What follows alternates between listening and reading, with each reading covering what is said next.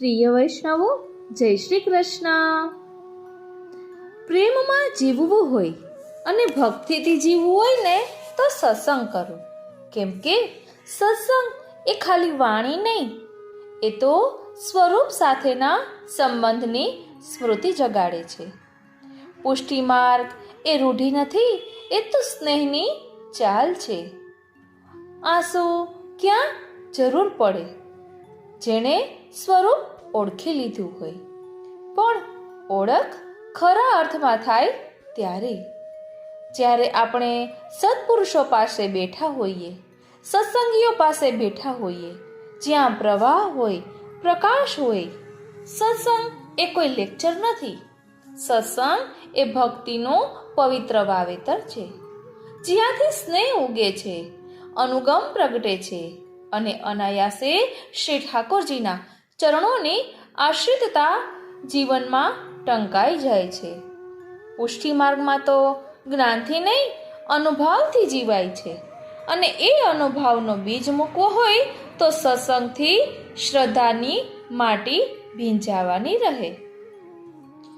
મોક્ષ ન જોઈએ એ તો ઋણ આપી શકતો નથી, પરમ સ્નેહ જ જોઈએ. અને એ પરમ સ્નેહ માટે પોતાના અંદર જે અવરોધ છે ને એ દૂર થાય તો પરમાત્માની પ્રાપ્તિ સહજ રીતે થાય. સત્સંગ એ અવરોધોને ઓગાળતો એક દિવ્ય તાપ છે. સત્સંગ એ છે જ્યાં ભાવનો ઉગમ હોય અને જ્યાંથી પ્રભુ સુધી પહોંચવાનો માર્ગ બને, વિધિથી નહીં, સ્નેહથી. પ્રિય વૈષ્ણવો, દેવશયનની એકાદશીના ઉપલક્ષમાં આપણે સત્સંગ કરી રહ્યા છીએ. અહીંયા ભગવાન શ્રી કૃષ્ણ સ્વયં ઉદ્ધવજીને સત્સંગ વિશે ઉપદેશ આપી રહ્યા છે.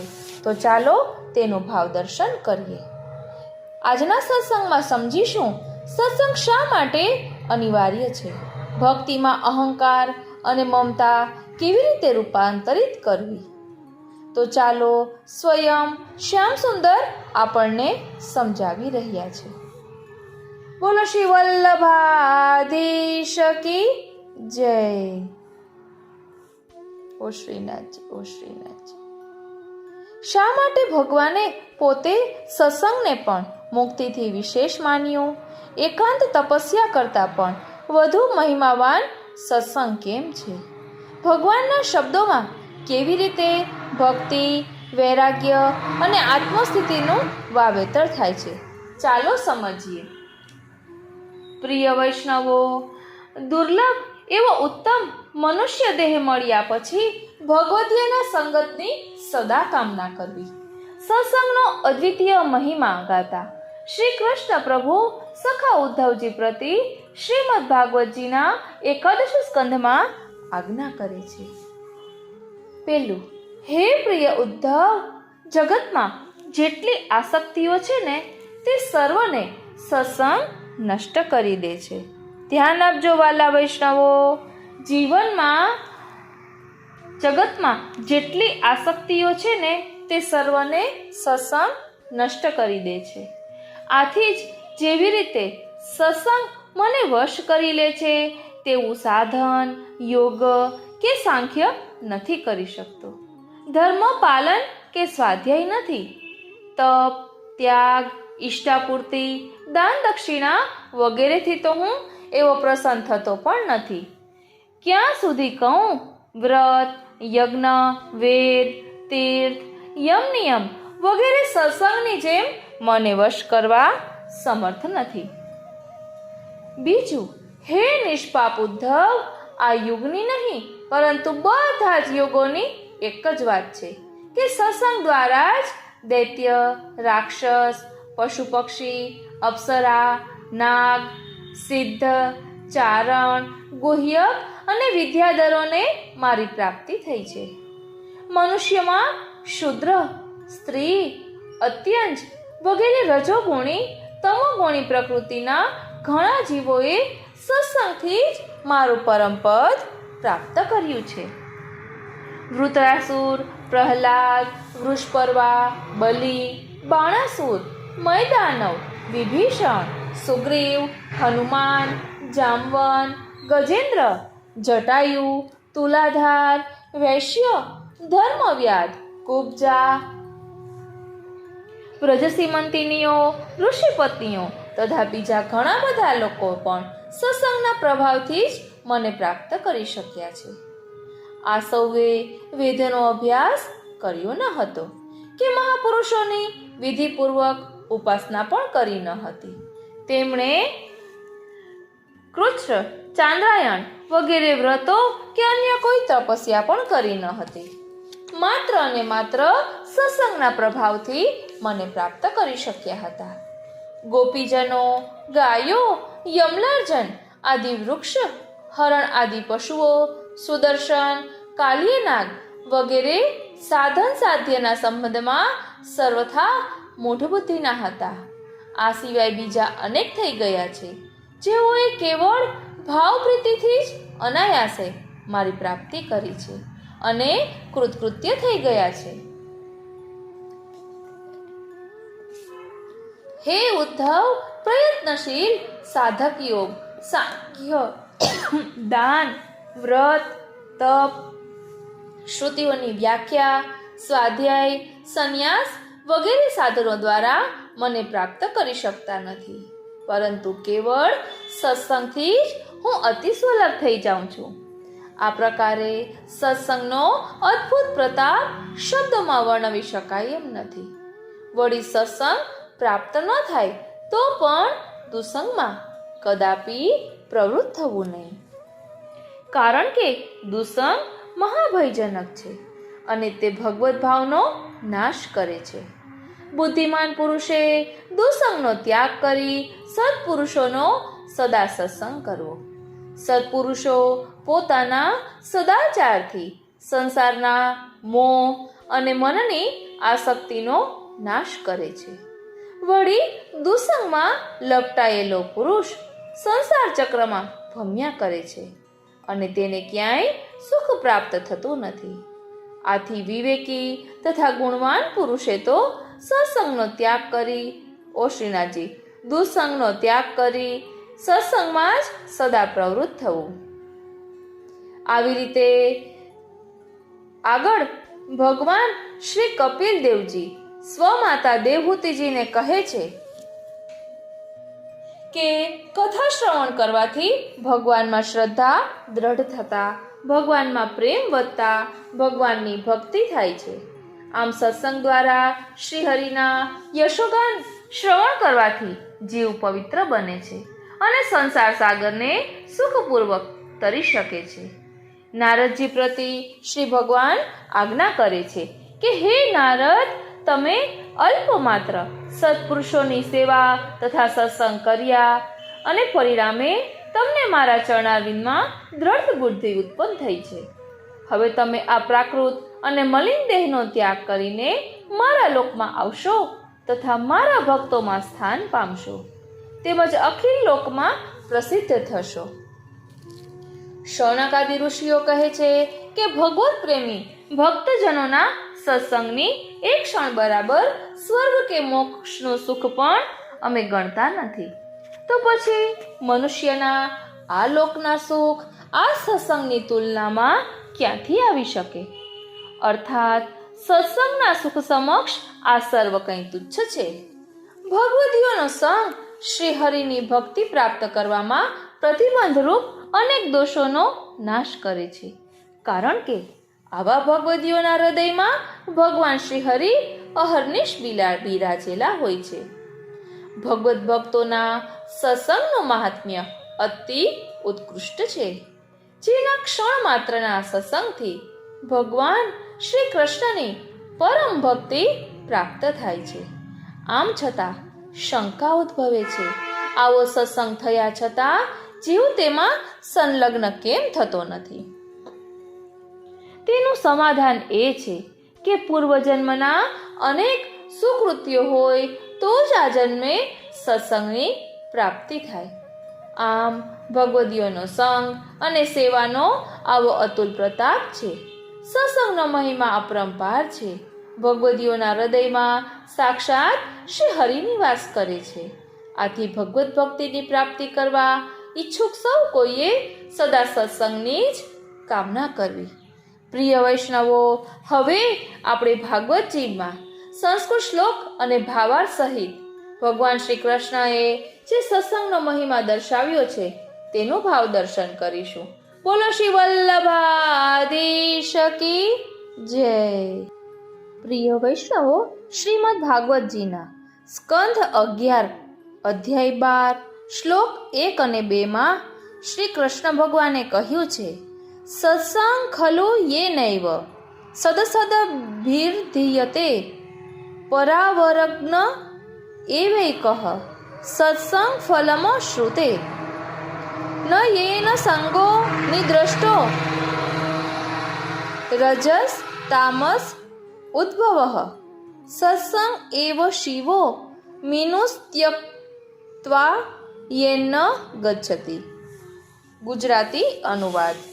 સાચો સત્સંગ એ છે જે મનુષ્યને સત્ય અને અસત્ય વચ્ચે ભેદ જાણવામાં સમર્થ બનાવે છે, જે પરમ તત્વ પરમાત્માને ઓળખવામાં સહાયક બને છે, અને એવો સત્સંગ કરનાર એ જ સર્વોત્તમ ફળ શ્રી કૃષ્ણના ભક્તિ રૂપ સંબંધનું પાન કરે છે.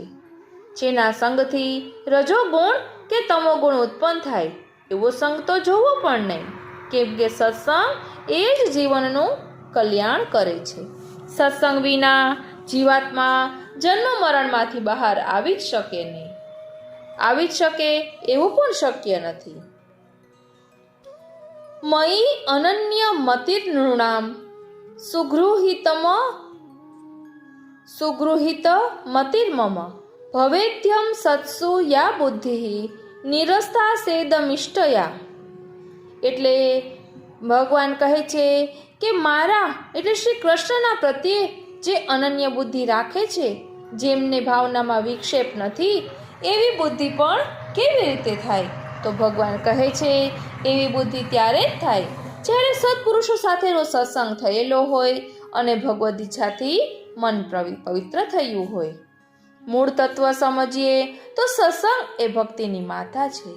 મોક્ષ કે જ્ઞાનનો યોગ નહીં, પરંતુ સત્સંગ દ્વારા ઉદ્ભવતી શ્રદ્ધા, શાંતિ અને ભક્તિ એ જ પથ છે. ઓ શ્રીનાથજી, ઓ શ્રીનાથજી. એટલે સત્સંગનો આવો મહિમા છે. સત્સંગ કોને કહેવાય? તો કહે છે વાણી, વર્તન, વિચાર અને વ્યવહાર શુદ્ધ અને પવિત્ર બને ત્યારે સત્સંગ કર્યો કહેવાય. તો આપણે સત્સંગ કરીએ છીએ તો શું આપણી વાણી મધુર બની, આપણામાં સત્સંગ પ્રવેશ્યો? એટલે સત્સંગમાં આપણે બેસી તો ગયા, પરંતુ શું આપણામાં પણ સત્સંગ પ્રવેશ્યો છે કે નહીં તે પણ આત્મચિંતન કરવાનું છે. પ્રિય વૈષ્ણવો, શ્રી હરિરાય ચરણે સત્સંગના 3 લક્ષણો બતાવ્યા છે. પહેલું લક્ષણ, જે વૈષ્ણવને શ્રી ઠાકોરજીમાં નિષ્કામ પ્રીતિ છે. ધ્યાન આપજો, જે વૈષ્ણવને શ્રી ઠાકોરજીમાં નિષ્કામ પ્રીતિ છે, નિર્હેતુક ભક્તિ છે, કેવળ પ્રભુની પ્રસન્નતા માટે જ જેનું જીવન છે, જે લૌકિક બાબતોમાં નિરપેક્ષ છે અને જે વૈરાગ્યપૂર્ણ સાત્વિક જીવન જીવે છે, એવા ભગવદીઓનો સંગ શ્રી કૃષ્ણના ચરણારવિંદમાં આપણી ભક્તિ વધારવા માટે શ્રી મહાપ્રભુજીએ ભગવત ભાવનું જે ઉત્તમ બીજ આપણા હૃદયમાં પધરાવ્યું છે, એનું પોષણ અને સંવર્ધન કરવા માટે આપણે સત્સંગ કરવાનો છે. એનું સંવર્ધન અને પોષણ કરવું હોય તો એ જ પ્રકારની ભગવદ વાર્તાઓનું આપણે સદાય એવા ભગવદીય અધિકારીઓ પાસેથી શ્રવણ, સ્મરણ, કીર્તન કરવું જોઈએ. આવા ભગવદીયને જોઈ જાણીને એમનો સંગ કરવો જોઈએ. શ્રી હરિરાય ચરણ આ ભગવદીયનું એક બીજું લક્ષણ આપે છે કે શ્રી મહાપ્રભુજીના ચરણ કમલમાં જેને દ્રઢ આશ્રય છે, શ્રી આચાર્ય ચરણના ભરોસા સિવાય જેને બીજી કોઈ વાતનું અન્યથા જ્ઞાન નથી, એવા ભગવદ ભક્ત સાથે મળીને ભગવદ વાર્તાનું શ્રવણ કરવું જોઈએ. શ્રી હરિરાય ચરણ એમ પણ સમજાવે છે કે ભલે વૈષ્ણવ હોય, વૈષ્ણવી વેશ ધારણ કરતો હોય, પરંતુ એનામાં જો દોષ બુદ્ધિ હોય, એ કંઈક ઉલટું વિચારતો હોય કે માનતો હોય, તો એનો સંગ ન કરવો. એનો સંગ આપણા માટે દુસ્સંગ બની જાય છે. સત્સંગ દ્વારા આપણા મનને આખરે કેવું બનાવવાનું છે? બીજ ભાવનું રોપણ થયેલું હૃદયરૂપી ક્ષેત્ર સત્સંગ જળના સિંચનથી કેવું બનશે? આપશ્રીએ સુંદર વાત બતાવી છે. સત્સંગ દ્વારા આપણા બીજભાવની દ્રઢતા કરવાની છે. બહુ ખેદની વાત છે કે આજે આ વાતમાં આપણે બહુ દ્રઢતા રહી નથી અને એનું પરિણામ આપણે સૌ ભોગવી રહ્યા છીએ. શ્રી હરિરાયજી આજ્ઞા કરે છે કે આ માર્ગમાં 4 તત્વો સર્વોપરી છે. શ્રી કૃષ્ણ એટલે શ્રી ઠાકોરજી, શ્રી યશોદાનંદન. બીજું શ્રીમદ આચાર્યજી એટલે શ્રી મહાપ્રભુજી, શ્રી વિઠ્ઠલેશ્વરજી એટલે શ્રી ગુસાઈજી અને લીલા સામગ્રી એટલે સર્વ વ્રજભક્તો સહિત સમગ્ર લીલા પરિકર. આ 4 પુષ્ટિ માર્ગના પ્રાણ તત્વો છે. એમના સમાન પુષ્ટિ માર્ગમાં બીજું કોઈ નથી. આ 4 ભગવત સ્વરૂપો ભિન્ન ભિન્ન નથી, એક જ છે. શ્રી ઠાકોરજી એ શ્રી મહાપ્રભુજી છે એટલે શ્રી ઠાકોરજીમાં અને શ્રી ગુસાઈજીમાં, શ્રી ગુસાઈજીમાં અને શ્રી મહાપ્રભુજીમાં કોઈ કાળે ભિન્નતાનો સંદેહ ન કરવો, કારણ કે એમનામાં કોઈ જુદાપણું નથી, કોઈ સ્વરૂપમાં વધઘટ નથી. સર્વત્ર એક જ સ્વરૂપ લીલા માટે વિવિધ સ્વરૂપો ધારણ કરીને વિલસી રહ્યું છે. એ પાયાનો સિદ્ધાંત જો આપણા હૃદયમાં ભગવત કૃપાથી દ્રઢ બની જાય તો સત્સંગ દ્વારા આટલું આપણે જાણી લઈએ. શું જાણી લઈએ? તો કહે છે, પ્રભુ નંદ કુમારો મેં સ્વામિની વૃષભાનુજા કૃતાર્થોહમ કૃતાર્થોહમ કૃતાર્થોહમ ન સંશય. એટલે શ્રી હરિરાય ચરણ આજ્ઞા કરે છે કે આ વાતમાં કદી અવિશ્વાસ કરશો નહીં. એટલે સત્સંગનો આવો મહિમા છે. અને શ્રી હરિરાયજી ભગવત ભાવને અગ્નિ સાથે સરખાવે છે અને દુસંગને જળ સાથે સરખાવે છે. સત્સંગને અગ્નિ પર મૂકેલા પાત્ર સાથે અને બળતણ સાથે સરખાવે છે. અગ્નિ સાથે જળનો સાક્ષાત સંબંધ થતા અગ્નિ બુઝાઈ જાય છે. અગ્નિ સાથે લાકડાનો સંબંધ થાય તો અગ્નિ વધુ પ્રજ્વલિત બને છે. તેવી રીતે ભગવત ભાવરૂપી અગ્નિમાં સત્સંગ રૂપી બળતણ ઉમેરવાથી ભગવત ભાવરૂપની અગ્નિ વધુ પ્રજ્વલિત બને છે. આવી રીતે ભગવત ભાવરૂપી અગ્નિમાં સત્સંગ રૂપી બળતણ ઉમેરવાથી ભગવત ભાવરૂપી અગ્નિ વધુ પ્રજ્વલિત થાય છે. અગ્નિ પર મૂકેલા પાત્રમાં જળ ભરવાથી પાત્રનું જળ વરાળ થઈને ઉડી જાય છે, પણ અગ્નિ ઓલવાતો નથી. આ સત્સંગ પાત્ર જેવું છે કે તેના વ્યવધાનથી દુસંગરૂપી જળ ભાવરૂપી અગ્નિને બુઝાવી શકતું નથી. દુસંગરૂપી જળથી ભગવત ભાવરૂપી અગ્નિની સુરક્ષા કરવા શ્રી દામોદરદાસ સંબલવાળાની જેમ લોક સંકોચનો ત્યાગ કરવો જોઈએ. દુસંગ ક્યારે ક્યારે લાગે? તો કહે છે કે અન્ય સંબંધવાળા લોકોનો સંગ એટલે દુસંગ, લૌકિકમાં આસક્ત લોકોનો સંગ એટલે દુસંગ, શ્રી મહાપ્રભુજીની વિરુદ્ધ વચનો બોલનારા મનુષ્યોનો સંગ એટલે દુસંગ, અવૈષ્ણવોનો જે પુષ્ટિ માર્ગથી વિમુખ છે અને ભગવદીઓમાં દોષ બુદ્ધિવાળા છે એમને અવૈષ્ણવ જાણવા એવાઓનો સંગ એટલે દુસંગ, લૌકિક વિષયોનો સંગ એટલે દુસંગ, વ્યવહારિક કાર્યોમાં આસક્તિ એટલે દુસંગ. તો સત્સંગ કોનો કરવો? તો કહે છે, શ્રી કૃષ્ણમાં નિત્ય સ્નેહ રાખનાર, નિરપેક્ષ, સાત્વિક, શ્રી કૃષ્ણ, શ્રી વલ્લભ, શ્રી વિઠ્ઠલ અને લીલા પરિકરમાં એકત્વ રાખનાર, નિત્ય લીલાનું અનુસંધાન કરનાર, શ્રી વલ્લભના તદીયજનો તેમજ મહત્કુળમાં પ્રગટેલા અર્થાત શ્રી વલ્લભ વંશજ ગોસ્વામી બાળકોનો સત્સંગ કરવો. સત્સંગ કેવી રીતે કરવો? તો કહે છે, દુસંગ ભગવત ભાવને દુષ્ટ કરે તે પહેલાથી જ થોડો થોડો સત્સંગ કરવાની શરૂઆત કરવી. સત્સંગ કર્યા પછી વારંવાર એનું ચિંતન કરવું. તદીય વૈષ્ણવોના વચનથી વિરુદ્ધ વચન સ્વીકારવા નહીં. સત્સંગમાં હંમેશા તત્પર રહેવું.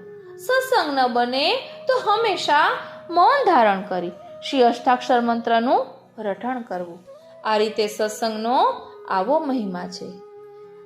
તો ચાલો આજના સત્સંગને અહીં જ વિરામ આપીએ અને બને ને તો આપણે નામ મંત્રનો મહિમા એટલે નામ ઓ શ્રીનાથજી, જેમ કે જપે મર્યાદા ધ્યાને પુષ્ટિ એવો પણ એક સત્સંગ છે. એટલે મર્યાદા પ્રકાર અને પુષ્ટિ પ્રકાર આપણે બંને સમજીશું કે કોઈને મંત્ર જાપ કરવાની નો નિયમ લીધો હોય કે એવું કંઈ હોય તો અષ્ટાક્ષર પંચાક્ષર પ્રભુ જે પ્રેરણા કરશે તે આગળના સત્સંગમાં લઈશું.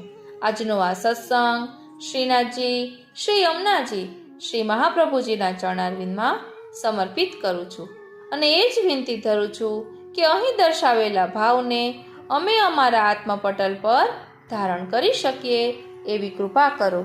જય શ્રી કૃષ્ણ.